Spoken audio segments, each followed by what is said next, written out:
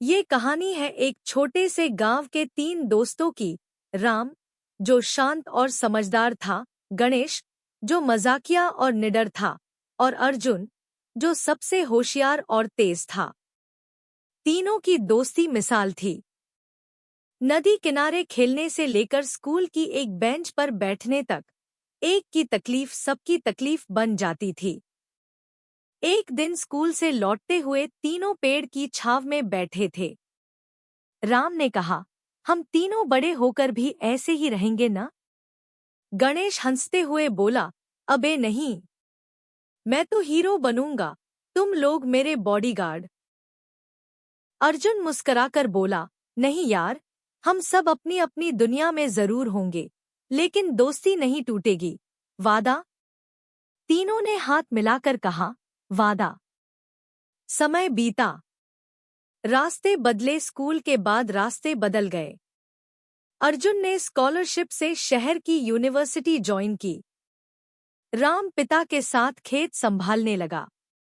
गणेश कुछ सालों बाद आर्मी में भर्ती हो गया। कभी कभी फोन आता, त्योहारों में मिलना होता, पर धीरे धीरे सब अपने जीवन में उलझ गए। कहानी में मोड़। एक दिन अर्जुन को खबर मिली, गणेश अब इस दुनिया में नहीं रहा। उसे एक आतंकवादी हमले में शहीद घोषित किया गया था। अर्जुन भागते हुए गांव पहुंचा। शमशान घाट पर राम पहले से मौजूद था, चुपचाप, आंखों में आंसू लिए। गणेश की मां रोती हुई बोली, मेरे बेटे ने जाते जाते कहा था, मेरे दोनों दोस्तों को जरूर बुलाना। वो आएंगे, क्योंकि हमने साथ जीने और मरने का वादा किया था। तीन में अब दो बचे थे। अर्जुन और राम ने मिलकर गणेश की मां को संभाला। गांव में उसके नाम पर एक छोटी सी लाइब्रेरी शुरू की, जहां बच्चों को पढ़ने का मौका मिले। उसका नाम रखा गया शहीद गणेश पुस्तकालय। दोस्ती और बलिदान की प्रेरणा। अंत में राम अब भी गांव में है, खेतों के बीच। गणेश की फोटो की माला हर साल बदलता है। अर्जुन अब एक आईएएस अफसर है, पर अपनी पहली सैलरी का हिस्सा हर साल गणेश की मां को भेजता है। गणेश शहीद हो गया था। उसकी मां के आंसू रुक नहीं रहे थे। राम और अर्जुन ने उसका अंतिम संस्कार किया और वादा किया कि उसकी याद को जिंदा रखेंगे। तीन में अब दो बचे थे। गणेश की मां के आंगन में अब हर साल तिरंगा लहराता था और गणेश की फोटो पर माला चढ़ती थी। लेकिन कहानी यहीं खत्म नहीं हुई। 3 साल बाद एक दिन गांव की बस स्टैंड पर एक अजीब सी हलचल हुई। एक आदमी थका हुआ, गंदे कपड़ों में, लड़खड़ाते हुए चल रहा था।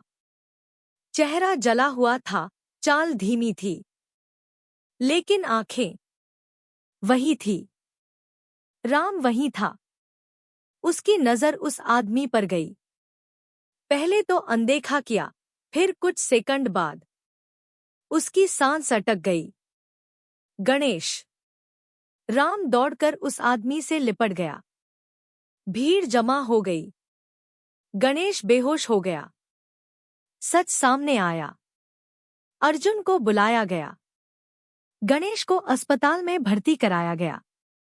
धीरे धीरे उसने बोलना शुरू किया। उसने बताया कि हमला इतना भयानक था कि सबने उसे मृत समझ लिया। पर वो जिंदा था, घायल, लेकिन सांसें बाकी थी। वो पकड़ा गया, कैद हुआ और 3 साल तक दुश्मन देश की जेल में रहा। किसी को पता नहीं चला, कोई खबर नहीं। लेकिन उसने हार नहीं मानी। हर दिन उसे याद था, राम, अर्जुन और मां, और वो वादा जो पेड़ की छाव में तीनों ने किया था। गांव में लौटना, नया जन्म। जब उसे आजाद किया गया तो वो सीधा गांव आया। कहता रहा, मैं नहीं मर सकता। जब तक दोस्त जिंदा है, वादा अधूरा नहीं रह सकता। गांव में फिर से जश्न हुआ। गणेश की मां ने पहली बार मुस्कुराकर कहा, भगवान ने मुझे मेरा बेटा लौटा दिया है। अब तीनों फिर साथ हैं। लेकिन और मजबूत तीनों अब मिलकर गांव के बच्चों को पढ़ाते हैं। एक साथ लाइब्रेरी, खेल का मैदान और एक छोटा सा ट्रेनिंग सेंटर चलाते हैं, जिसका नाम है तीन दोस्त फाउंडेशन। वादा निभाना।